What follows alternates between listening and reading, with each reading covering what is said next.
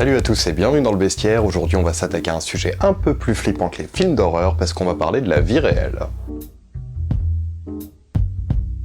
Ou bien l'art de réaliser que non putain, tout le monde n'est pas gentil sur cette terre. Basé plus ou moins sur la légende du croque-mitaine, Cropsy nous emmène dans une petite bourgade tranquille de Staten Island qui va se retrouver malheureusement confronté à la réalité d'une légende urbaine tristement célèbre. Partant sur un pitch parfait pour un film d'horreur et considéré par beaucoup comme un classique, je dois avouer que ce documentaire m'a fait chier.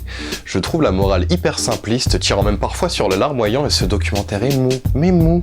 Je vous le conseille car il est à voir tout de même, ne serait-ce que pour briller en société. Comme Poltergeist, foutre Dieu, je ne supporte pas ce film. Est-ce qu'un homme peut reconnaître à coup sûr la chair de sa chair? C'est la question que se pose ce documentaire en vous racontant l'histoire d'un vol d'identité, pas forcément le plus gros, mais sûrement le plus audacieux. Extrêmement bien réalisé avec des vrais morceaux d'interview et de reconstitution dedans, The Imposter ne tombe pas vraiment dans la case horreur dérangeante, mais la question et la morale que ce documentaire soulève vous fera frissonner. En bref, vous allez passer la première partie du documentaire à vous dire putain mais il a pas osé, et la deuxième partie à vous dire ah le bâtard. T'as déjà vu un des films Urban Legends? Bah c'est plus ou moins la même.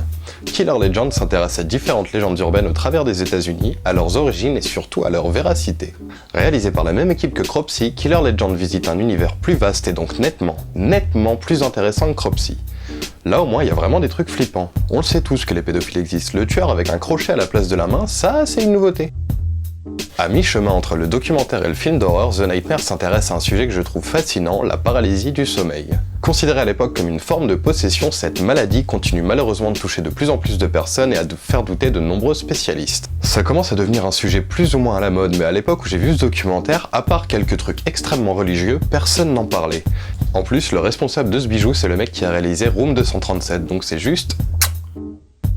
On va mettre les choses au clair très vite. J'ai vu beaucoup de trucs étranges dans ma vie, du documentaire chelou sur les snuff movies en espagnol, jusqu'aux productions hyper réalistes et travaillées de ces derniers temps. Mais parmi tout cela, il n'y en a pas un qui m'ait touché autant que Dear Zachary. Je ne peux pas vraiment vous en dire plus et je ne veux pas vraiment vous en dire plus. Dear Zachary est vraiment un documentaire dans lequel il faut rentrer sans vraiment savoir à quoi s'attendre. Je peux juste vous garantir deux trucs, c'est qu'il vous laissera soit en colère, soit en larmes, voire même les deux. En attendant, vous pouvez toujours vous abonner pour d'autres vidéos ou encore me rejoindre sur les réseaux sociaux Facebook, Twitter ou encore Tumblr, et si vous connaissez d'autres documentaires qui valent le coup, n'hésitez pas à les laisser dans les commentaires.